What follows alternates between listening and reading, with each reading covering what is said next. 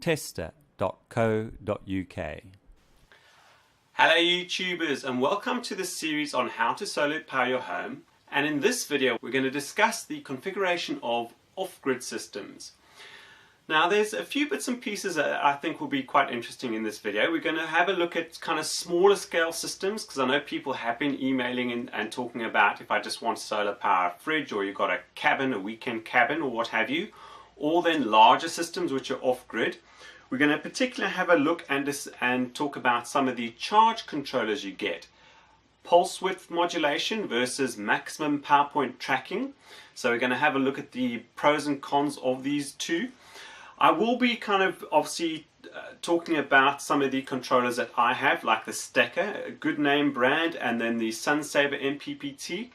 Ultimately, even though I'll be referring to these brands and their specifications, you need to go and do your research and find out a good price point for the product. I will say though, just be aware, if you are going to go and purchase the cheaper Chinese controllers, do your research. If you're just experimenting and it doesn't matter if there's an issue or a failure, doesn't matter. Go get something that's good for the price.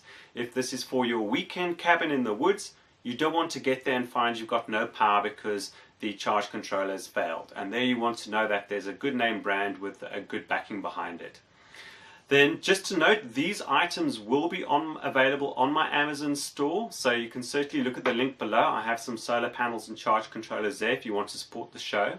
I also do just want to note, I do get numerous emails about people emailing me to give them advice on sizing their solar system and what to do.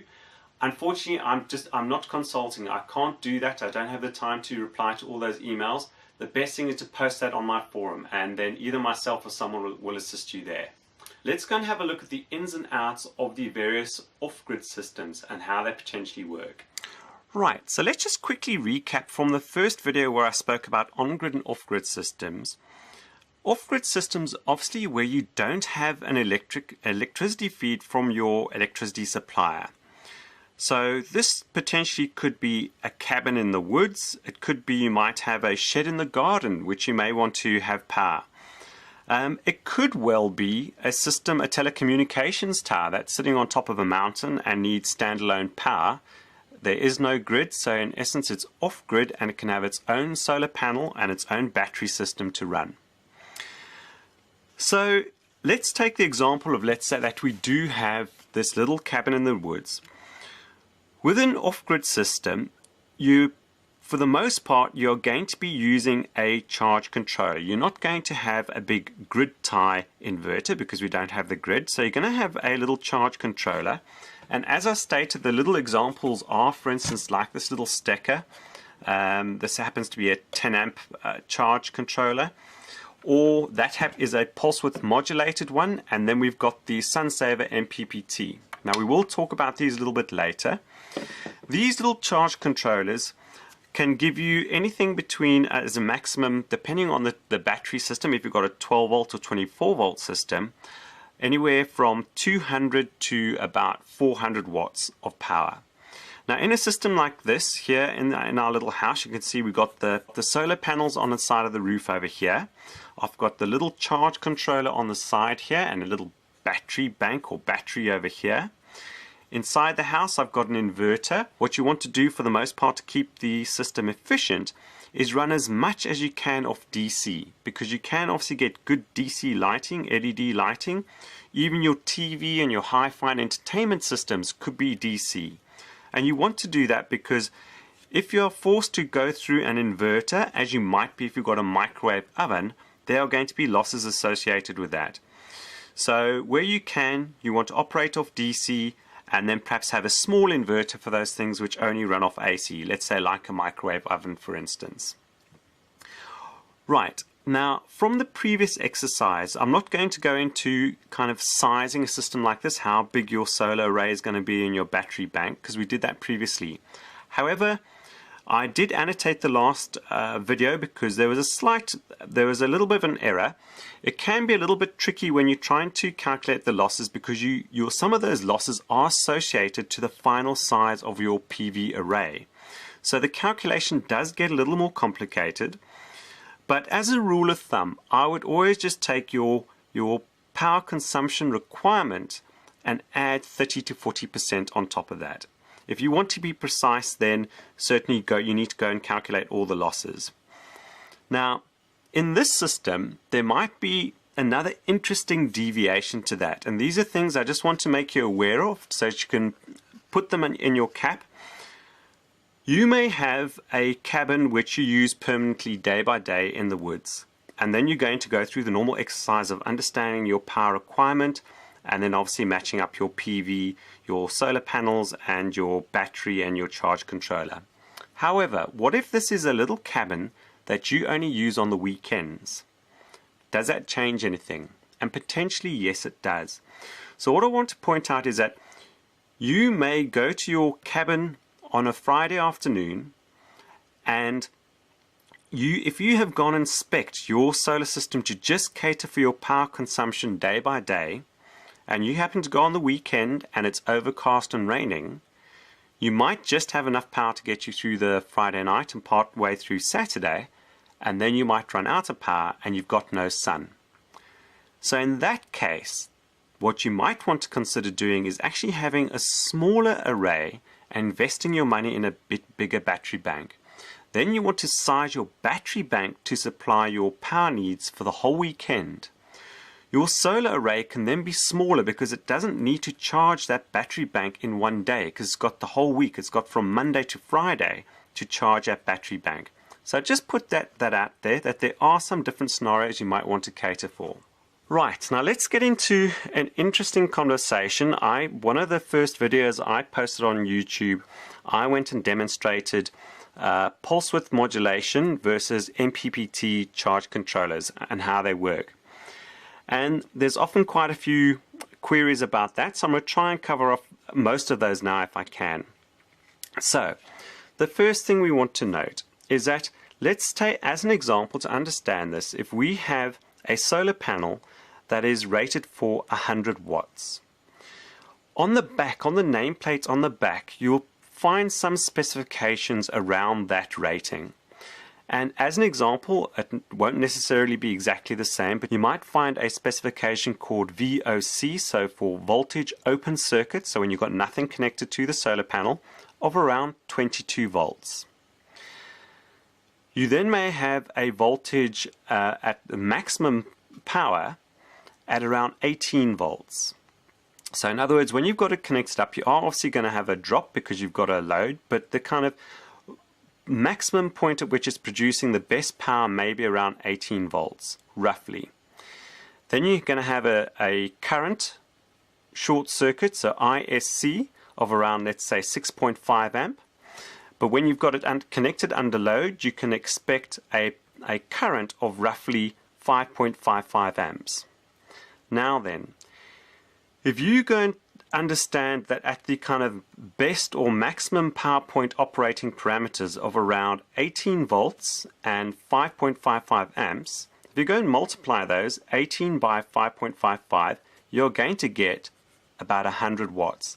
And that's how they specify the rating, that 100 watts. So herein lies the challenge. If you use a pulse width modulated, a PWM charge controller, like the Stacker PR1010.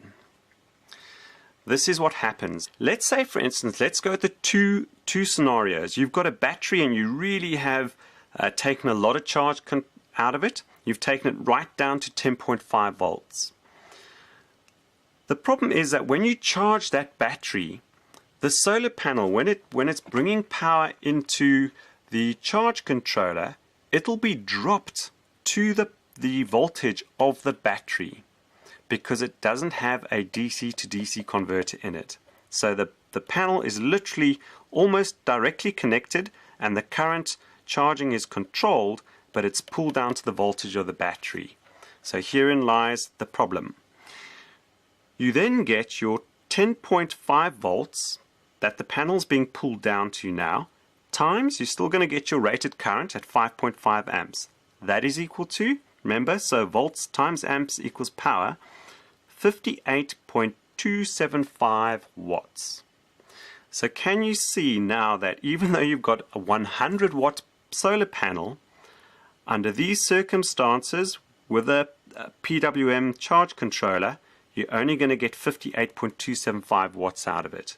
And that means a loss of over 41% on that panel. So that's a worst case scenario. Let's go to the other case, the best case scenario. Let's say your battery is at the top of its charge or nearing the top of its charge. So that's at about 14.4 volts. That 14.4 times the 5.55 is equal to 79.92 watts. That is still not your 100 watts. That is still a loss of 20%. That's a fifth of your power is lost, and you're not going to get it. So that is the problem with pulse width modulated charge controllers. You are going to have that loss. Right, so moving on then to the benefits of MPPT, that's maximum power point tracking. What this will do, it'll adjust the voltage and the current to, depending on the light conditions, to get the maximum power point, and it does it with an algorithm inside. Now, also what it does, let's say your battery's sitting down at 10 or 11 volts, it can only obviously charge it at that rate, but the extra voltage, because it's got a DC to DC converter, is turned into current, so you end up with more current. And I'll just annotate to the video that I did here, there are two parts. You can either watch the first one and then follow and watch the second one, but it actually demonstrates, I switch between the two charge controllers to demonstrate how you get extra current because of the DC to DC converter inside here. So this would then, in theory, barring the losses in wiring and what have you, provide you with 100 watts from your 100 watt solar panel. Now then, the question that a lot of people ask, because there is a price difference, and the prices have changed, so it's certainly less significant now, and I'll paint the example. Currently, this charge controller on Amazon costs about $120, and this charge controller costs about $220 odd. So it's about $100 difference. And it used to be greater. There used to be a far bigger price gap between these two. But people used to say, well, why on earth spend the extra money on that MPPT charge controller, because you can buy the additional panels for your pulse width modulated solar panel. And yes, that might be the case.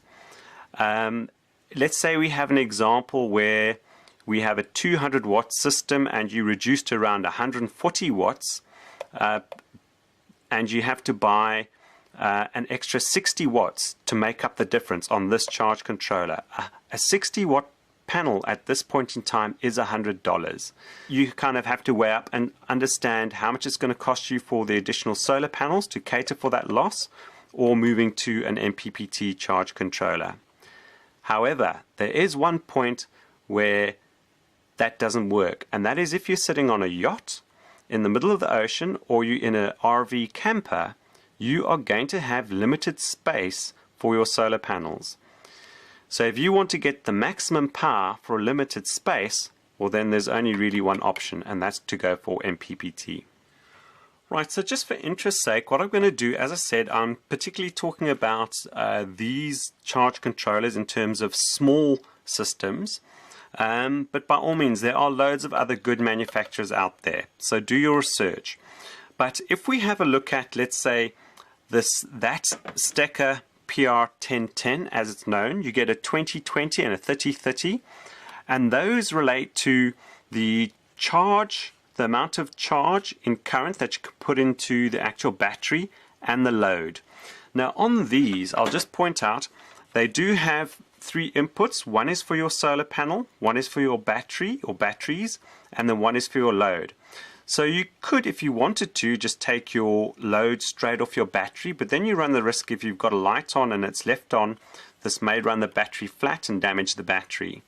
having it on the load here does some control. You can have this for one, automatically switch on lights at night if your load is connected here. Two, once you get to a low voltage on your battery, it'll disconnect the load to protect your battery. So that's certainly a benefit. But now, on a system like this, as I said, 10 amp charge, 10 amp load, you mustn't exceed a voltage of 47 volts for your solar panels connected. Now obviously if you start connecting solar panels in series, you can start hitting that very quickly. But of course that doesn't make sense on a charge controller like this, as I said, because you're going to be pulling that voltage right down for your batteries. Now these can operate at 24 volts, so you certainly might get closer to 30 odd volt solar power, but you mustn't exceed this voltage. On this system, the maximum power that you're going to get, in theory, if you can charge at 10 amp and your maximum voltage once you fully charged is 14.4 volts, is about 144 watts. But this Stecker charge controller can have solar panels of up to between 720 and 900 watts connected. Why on earth would you want a charge controller where you can only get 144 watts out but be able to connect a large array like this? And this was something that was posed to me on my forum by someone who brought it to my attention. I wasn't aware of this. And basically you may be in a situation that in your log cabin you've worked out that you only need about 100 to, let's say, 150 watts. So this is just about going to cater for your needs. But that's on a bright sunny day. And you may want to be able to cater for conditions which aren't bright and sunny. It may be overcast, so you may need to double or even treble the size of your array to still get that out. Now, with the Steckers, you don't have to go then try and buy something that's more expensive to cater for that large array. This charge controller, you can put a large array on it. It's just that you're not going to get all that power out. You're just going to get your requirement. You have to kind of make a decision here, because when the sun is out shining, it may be silly to be only getting 144 watts if you got, let's say, 600 watts attached to this. You may say you want to make hay while the sun shines, so you may want to go to a bigger one. But in telecommunications, if space is small and limited and they only want a small charge controller in a box, this is something just to be aware of. Then looking at our SunSaver MPPT, so this is by Morningstar. This charge controller is rated for, it can do 15 amp of charge, 15 amp on the load, but the array needs to be smaller than 75 volts. But here you have the benefit that you can obviously link solar panels in series. The benefit of that, of course, is that you can run lower current and use thinner wire. You obviously have this limitation of about 75 volts, but remember, it will use that. It will convert the extra voltage into current to give you your output. But this charge controller for a 12 volt system is constrained to 200 watts of solar panels, and for a 24 volt system I think it's 400. Now these specs don't take from me, go and check them yourselves when you are speccing a system. But so it doesn't have the figures of the Stecker where you can put a larger array on it. They seem to quote a maximum of these sizes. So just something to be aware of if you are kind of looking at charge controllers for these small off-grid systems. Right, and now we're going to have a look at the larger systems. And here I'll give you an insert and show you a picture of my Outback FlexMax 60. Again, it's just because I have one. I know they do have a good name in the industry. If whoever you speak to, these are well recommended, well tested. There are certainly lots of other good charge controllers to go and have a look at as well. But just as an example, once you start getting to large systems, you certainly, and I think you'll only find there are MPPT charge controllers. Because if you don't have MPPT, your losses on a large array are significant. And believe it or not, this Outback FlexMax 60, when I purchased it, was probably only double the price of the SunSaver. So, And this system can have an array the size of 3,750 watts. So things certainly get more economical when you start getting to arrays of this size, certainly for the charge controller in comparison with the smaller systems. Now the FlexMax 60, it can charge at 60 amps. There is an 80 which does 80 amps, but in this case it's a 60 amp charge. It doesn't have any load control, so here it's almost a given for the most part that you are going to connect an inverter to this, and the inverter would take care of protecting your battery bank in terms of low voltage. So the FlexMax isn't designed to have a direct feed because it's that large. Generally speaking, you're going to be feeding an AC system with this. So it can handle an array of up to 150 volts peak. That really is the true maximum. I think they quote a figure of 145, but in cold conditions of 150. So you can obviously link a few panels in series to get up to a string like that. And as I said, 3,750 watts, but that's for a 60 volt system. The FlexMax 60, as I recall, does literally 12, 24, 48, and 60 volt you can configure it for. So a really nice charge controller. And then just as a little bit of quick background in terms of connecting these basic charge controllers, so when I'm thinking of the ones, the small array, as I said, all of these have connectors where you can go put the solar in, your battery and your load.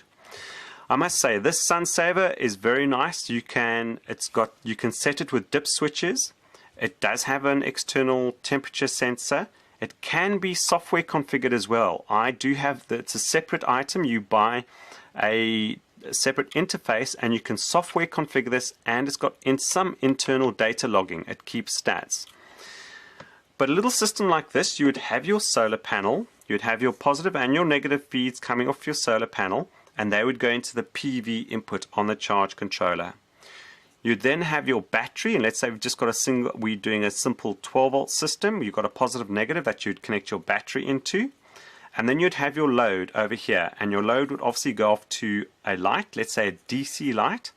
But if you were going to run some AC applications of this, well, then you'd also take a feed to an inverter to get your DC converted to AC if you wanted to run 110 or 220.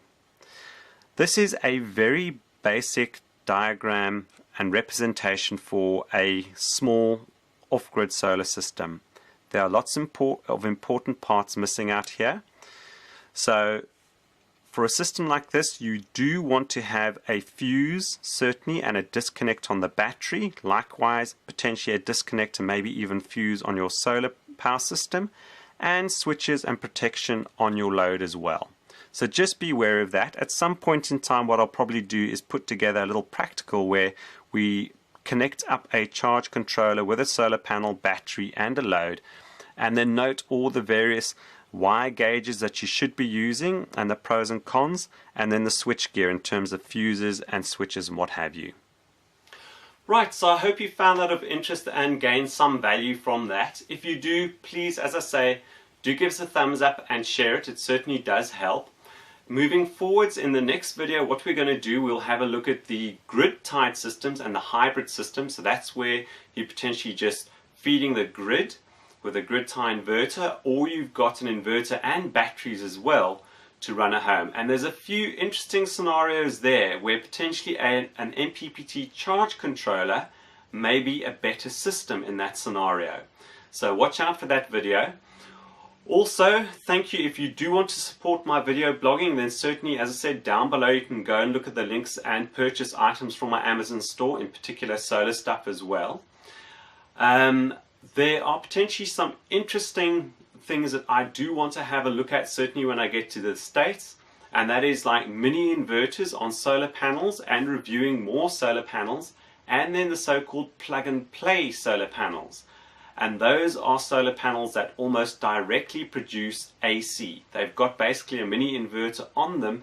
They're sold as panels which produce AC, and they potentially make a solar installation a lot easier. I thank you very much for watching, and I'll catch you soon for the next video. Cheers. Tester.co.uk